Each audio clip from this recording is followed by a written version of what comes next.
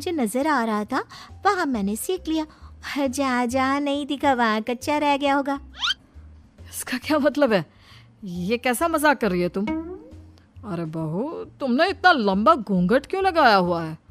देखो, हमारे घर में बहुओं को बेटी की तरह रखा जाता है, और फिर तुम तो इतना सारा माल लेकर आई हो। देखो, ये घूंघट डाल कर रखने की कोई ज़रूरत नहीं है। हाँ नैना, पापा जी ठीक कह रहे हैं, तुम तो आराम से रहो, अपना ही घर समझो। नैना अचानक से अपना घूंघट उठा लेती है। अरे ये क्या पापा, नैना की तो एक आंख फूटी हुई है। नाम से नैना, लेकिन ये तो कानी बहू निकली। मेरे साथ धोखा हुआ है, धोखा। बिना दिखाए अपनी कानी लड़की मेरे संग ब्याह दी। मुझे कानी बीवी नहीं चाहिए। मुझे अभी ओम प्रकाश जी से बात करनी पड़ेगी। आखिर उन्होंने मेरे साथ ऐसा किया क्यों?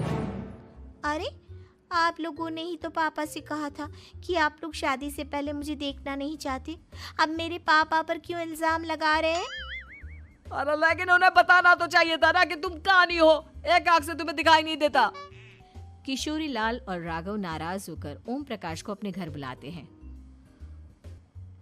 पापा जी, ये आपने क्या किया?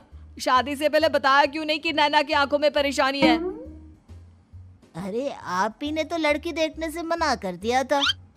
अरे लेकिन आप बता तो सकते थे।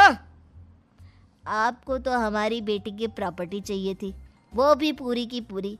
अब क्या हुआ अगर उसे आधा दिखाई देता है? प्रॉपर्टी तो आपको पूरी मिल गई ना। अरे ये क्या बात हुई? मेरी शादी प्रॉपर्टी से नहीं, आपकी बेटी से हुई है। अब ये तो पहले सोचना चाहिए था। तब तो मेरी प्रॉपर्टी देखकर तुम्हारी जुबान लप लपा रही थी। लेकिन मैं कानी लड़की को अपनी बीवी बनाकर नहीं रख सकता। पापा, कुछ करिए ना आप। हाँ, करता हूँ। देखिए ओम प्रकाश जी, आप हमारे साथ ऐसा नहीं कर सकते।